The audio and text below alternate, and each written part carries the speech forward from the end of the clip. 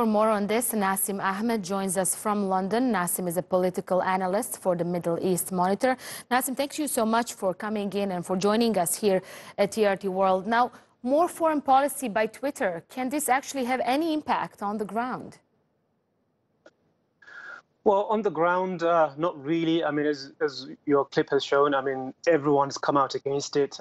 Trump's allies in the Gulf, the Arab League, Russia, every single country has come out against it. So it doesn't really make much of a difference on the ground. But these kind of denunciations is not going to take the Israel-Palestinian issue any further. So this is a trend which Trump has set since he's come into power. But I think it would be a mistake to see this as simply a classic Trump issue. This is not really about Trump. You know, of course, Trump has maintained mainstreamed white nationalism. He has also normalized disregard for international law. He's done all this, but this is not really about Trump. If you look at U.S. policy when it comes to Israel-Palestine in particular, there's a trend from Harry Truman to Donald Trump. And the trend is that the U.S. has always accommodated Israel's violation of international law on every single key issue, starting from the refugees, when the U.S. was support of the Palestinian refugees returning to their land. When settlements, the U.S. has always held the position that settlements are illegal, but then it has accommodated Israel's illegal position and now allowed settlements. Then we saw the example of Jerusalem, where the U.S. has recognized Jerusalem, the unified Jerusalem, Israel's capital, when previously the U.S. Was opposed to it. And then now the Golan Heights. So every single key issue, if you look at the trend, the U.S. has always accommodated Israel's violation of international law.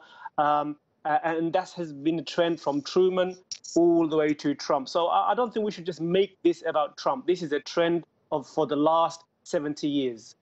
So what do you think UN Security Council can do when it comes to this situation?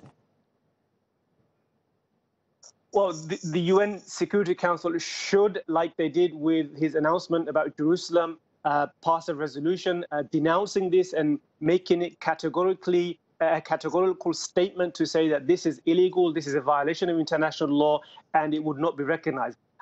In terms of effects on the ground, like we saw, nothing will really happen, but at least they can give the facade that there is this desire to maintain the international global order based on some form of law. What Trump has been doing and what this decision is doing is undermining and chipping away at the very foundation of the legal system that has kept peace for so many years across the globe. So this is really a dangerous precedent. So now Trump and many of the other countries are giving authorization and validation to the autocrats like Russia, to China, to many of the Gulf countries to go about and violate international law whenever they please. So this sets a very dangerous precedent. But at least the UN can come together and offer a statement to say that this is still a violation of international law, and his pronouncement will not be recognized, will not change anything